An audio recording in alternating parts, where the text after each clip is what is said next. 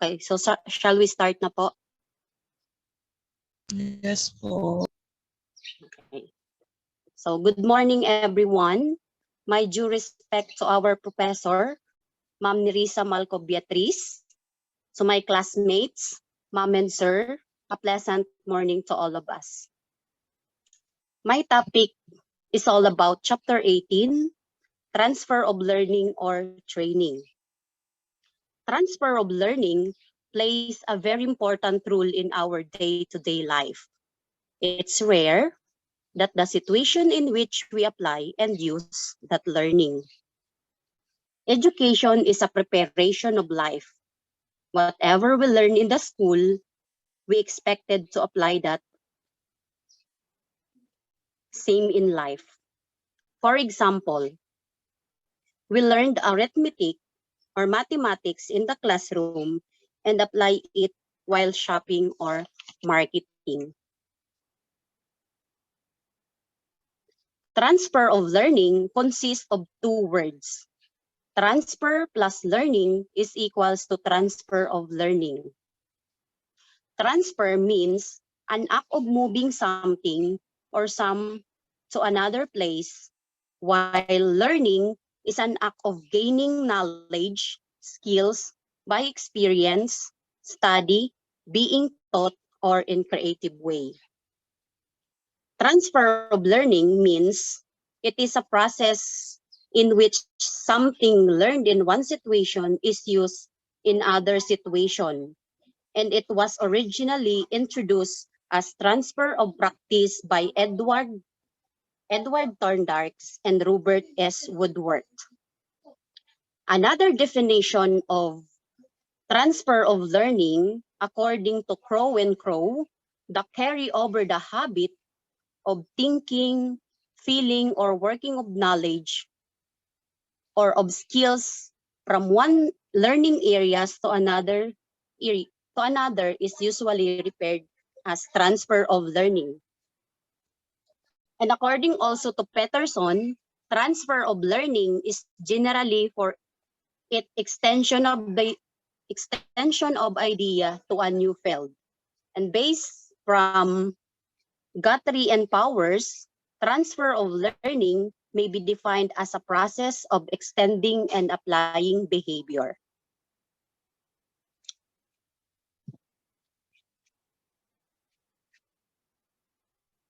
So transfer of learning support or occurs when the learners are recognizes common features among concepts, skills, or principles, and link the information in the memory, and sees the value of utilizing what was learned in one situation in another. So let's move on to, so for example, learning to drive a bicycle helps a person to later drive a motorcycle. So dito po sa halimbawa po na ibinigay ko, so di ba, kapag po tayo natuto mag-drive ng bicycle, so natututo din tayong sa kalaunan natututo tayong mag-drive ng motorcycle. So ibig sabihin nasusupport po yung transfer of learning sa una nating natutunan o na itatransfer po natin. Then,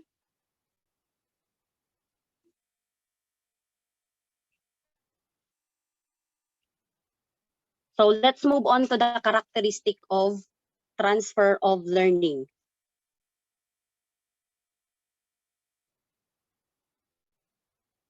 So we have purposeful utilization of previous knowledge, helpful in adjustment, utilization of mental capacities, development of input, and lastly is the effect. So yun po yung characteristic ng transfer of learning. So in process of transfer of learning, first we have experience. So sa experience po, pumapasok na po dito yung awareness and motivation. So kagaya po ng sabi ni ma'am kanina about sa motivation. So kapag po na-experience natin yung mga bagay-bagay, so yung awareness po natin and motivation ay nagigising po. Number 2. So from experience to content input. So sa content input po, pumapasok po dito yung lecture, film, discussion, and handouts. And after content input, we have analysis. So sa analysis po, or experience in terms of content input leading to generalization of inferences down to practice of generalization or tryout of inferences. Then, transfer to the next experience or to life. So, nai-apply na po natin yung learning sa ating day-to-day life. So, we have 2 forms of general transfer. General transfer is the ability to apply knowledge or skills learned in one context in a variety of different contexts. And specific transfer. Specific transfer is the ability to apply information in a context similarly in one in which was originally learned.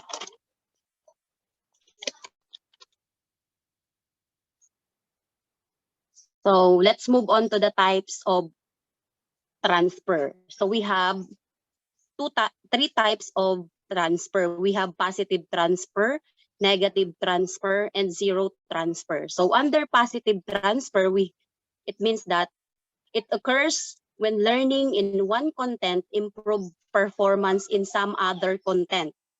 So it is said to be positive when the previously learned knowledge or skills or experience facilitate present learning of knowledge or skill or experience. So for example po, knowledge of mathematics facilitate to learn physics in better way. So yun po. And another types of transfer we have negative transfer. It occurs when learning in one content impact negatively on performance in another.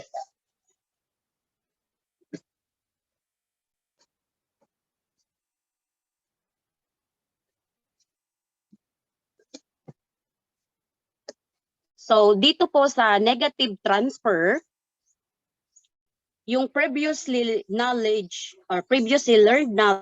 or skills or experience hinder or weakens or interface present learning of knowledge, skills, or experiences. For example po, a student previously learned that when that subject is singular, you will put an S at the end of the verb.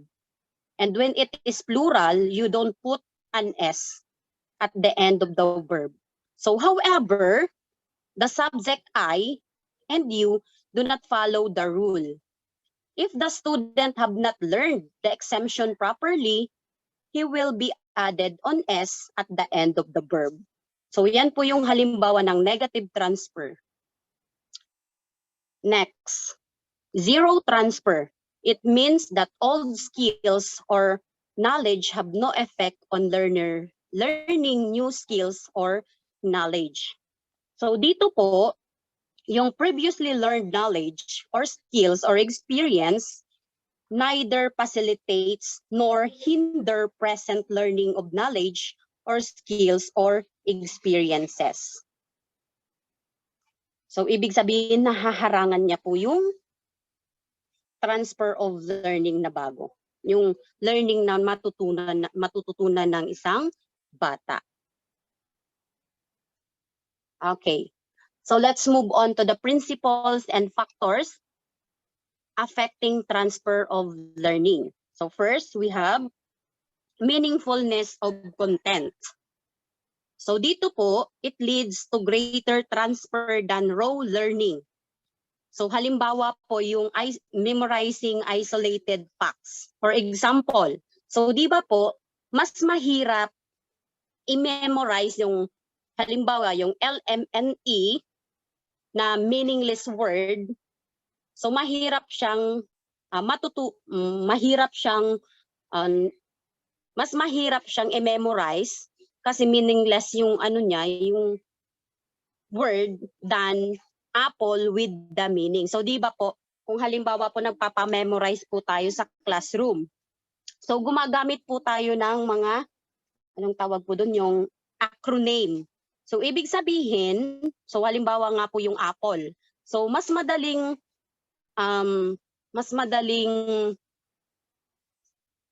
kumbaga na-memorize ng bata yung words na apple at na madali niyang ano yun tawag dyan? Naaano yung meaning po ng kada letters. Okay. So next, number 2, similarity of content. The more similarity of two situations are, the greater the chances that learning from one situation will be transferred to another situation. Similarity can be content and techniques. For example, math and physics. So di ba po may yung dalawang subject na po yan is may pagkakahawig. Math and statistics, so halos parehas po. Technique of football and hockey. So may ano po sila, pagkakaparehas. Next, methods of teaching. Transfer of learning also depends on methods of teaching. Teaching methods which produce better understanding should be selected because more transfer of learning is possible if the content is understood. Therefore, methods of teaching should be related to real life situation and the interest and effective. Yung kagaya nga sinabi ni Ma'am kanina na di ba po kapag inire-relate po natin into real life situation yung mga experiences ng mga bata, so meron pong learnings na nakukuha po sila o ang bilis nilang maka-relate sa isang bagay na tinuturo po natin. Kasi nga, based po from the experience po nila. Next, generalization.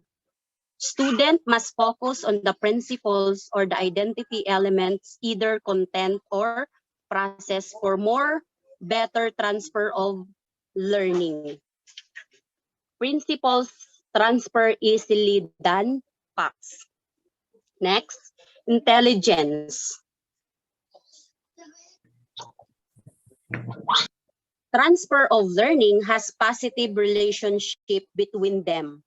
If the IQ of the student is good, then they can better understand the content and can easily transfer the learning from one situation to another situation. Next, deliberation. Transfer of learning can take place when the learner deliberately do some effort for some transfer. Okay, so let's move on to the stages of learning. So we have 4 stages of learner. So first, we have unconscious incompetence. So ibig sabihin, unaware of what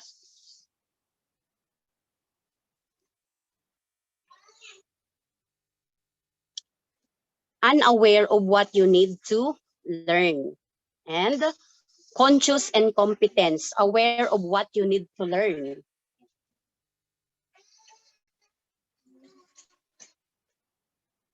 And conscious competence, learned what you need to know but have to practice it. And lastly, unconscious competence. No longer need to practice what you have to learn become second nature.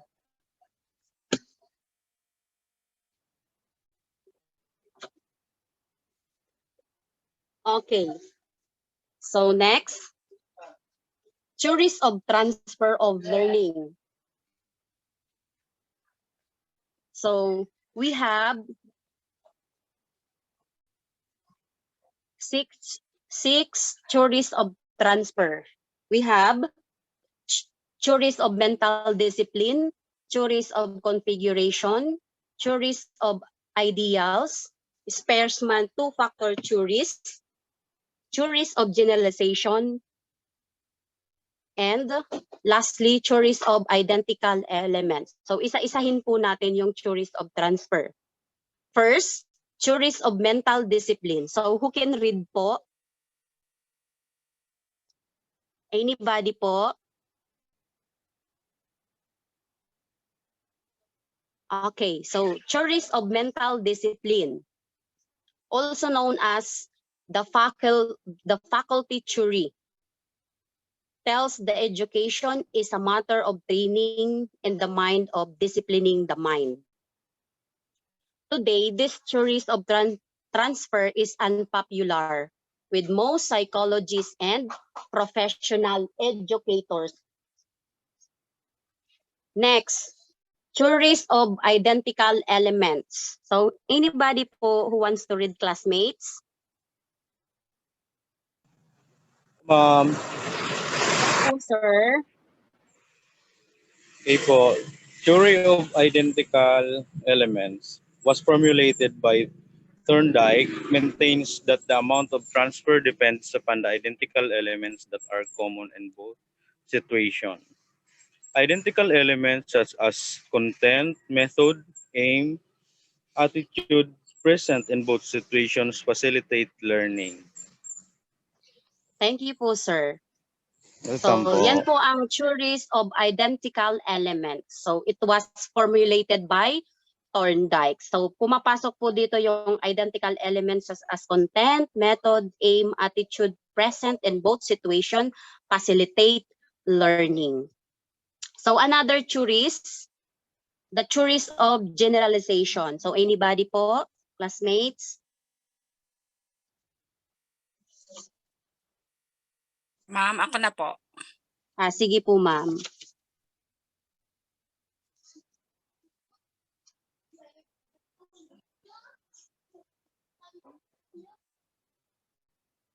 Sige na po, ma'am. You can po.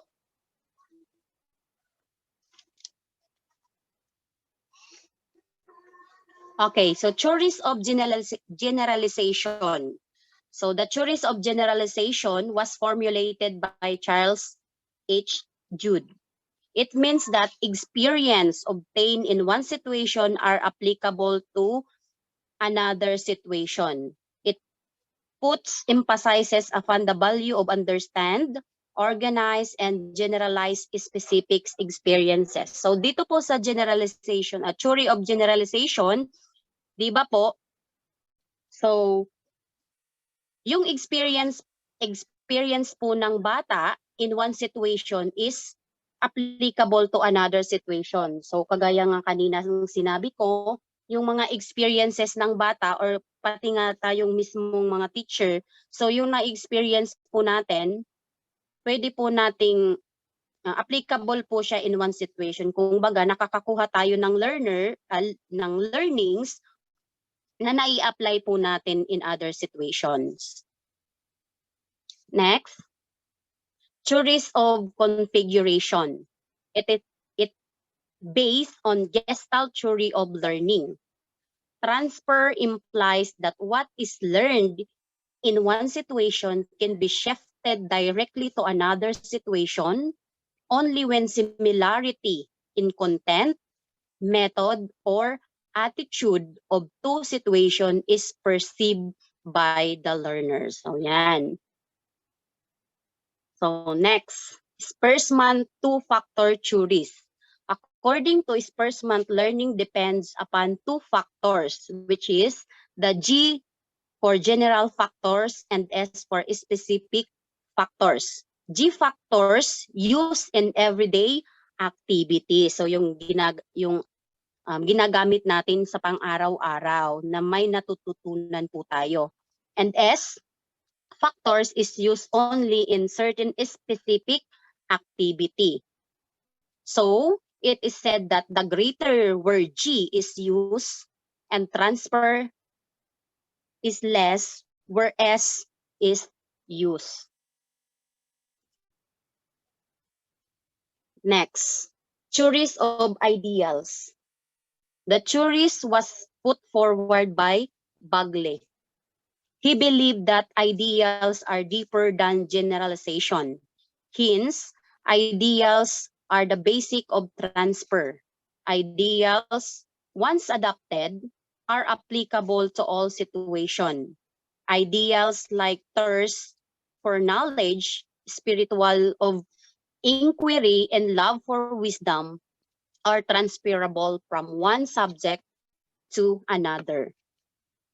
Okay, so let's move on to the barriers of learners and teachers. So under learners, we have lack of reinforcement on job, impractical teaching, lack of support from teacher, poorly designed content materials, peer pressures to resist, and non-supportive culture. So yan po yung barriers na kumbaga nakakaapekto sa learnings ng mga bata. So dito naman po tayo sa under ng teachers. We have lack of reinforcement, work interference, non-supportive culture, impractical programs, irrelevant training, discomfort with change, student support, and poorly designed materials.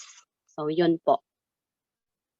And then, ano po ba yung mga rules natin as a teacher na mai-transfer natin yung learning sa mga estudyante po natin or sa mga learners po natin. So we have clarity of thoughts.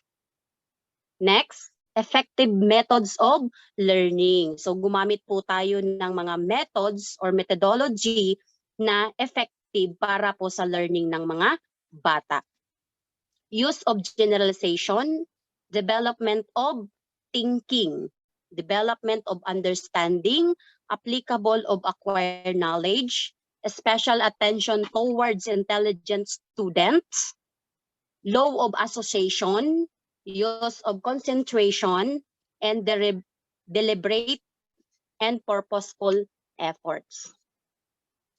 So to sum it up, so therefore I conclude that transfer of learning means using the knowledge acquired in one situation in which or in other situation from classroom to real life situation. A teacher must correlate his subject with the real life situations and motivate the student to maximum transfer of learning. So that's all po. Thank you for listening.